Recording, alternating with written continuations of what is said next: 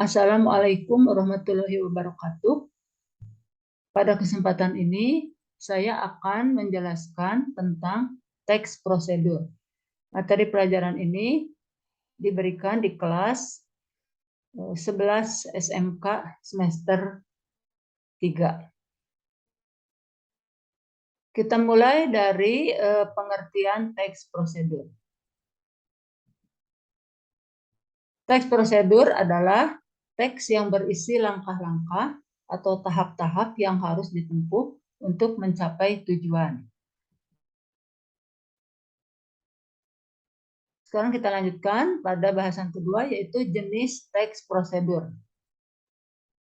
Teks prosedur terdiri atas 3 jenis, yaitu teks prosedur sederhana, teks prosedur kompleks, dan protokol.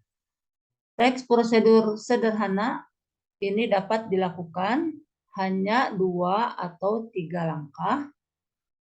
Misalnya prosedur mengoperasikan setrika.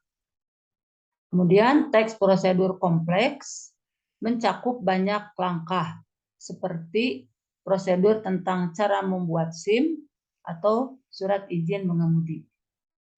Jenis teks prosedur yang ketiga adalah protokol.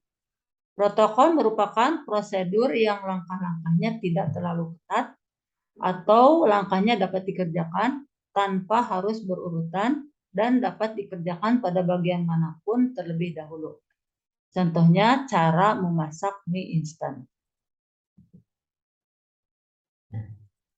Ciri-ciri teks prosedur. 1. Judul ditulis secara jelas. Yang kedua, langkah-langkah kerja dipaparkan secara urut. 3. Langkah yang satu dengan langkah kerja lainnya koheren, artinya berkesinambungan. Kemudian yang keempat, teks bersifat informatif, bersifat memberikan informasi. Yang kelima, teks dipaparkan secara terperinci. Yang keenam, isi informasi bersifat objektif.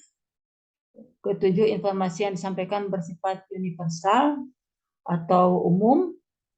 Yang kedelapan, teks bersifat aktual, akurat atau tepat, dan logis, masuk akal. Selanjutnya, struktur teks prosedur. Struktur teks prosedur terdiri atas 4. 1. Tujuan. 2. Alat dan bahan. Nah, alat dan bahan ini jika atau untuk jenis prosedur cara membuat sesuatu.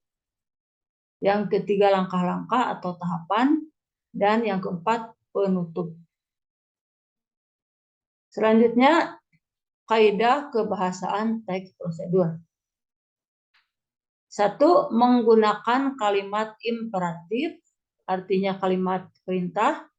Kemudian kalimat deklaratif, artinya kalimat pernyataan. Dan interrogatif, artinya kalimat pertanyaan. Yang kedua, menggunakan urutan atau langkah. Yang ketiga, menggunakan nomina dan partisipan. Nomina itu artinya benda atau kata benda. Dan partisipan artinya manusia secara umum. Misalnya Anda, kita, pengendara, dan lain-lain. Yang keempat, menggunakan verba atau kata kerja. Dan yang kelima, menggunakan konjungsi. Nah, konjungsi itu biasanya dalam teks prosedur konjungsi temporal. Sebagai contoh misalnya pertama, kedua, ketiga, setelah itu, dan lain-lain. Demikian pembahasan teks prosedur kali ini. Terima kasih. Wassalamualaikum warahmatullahi wabarakatuh.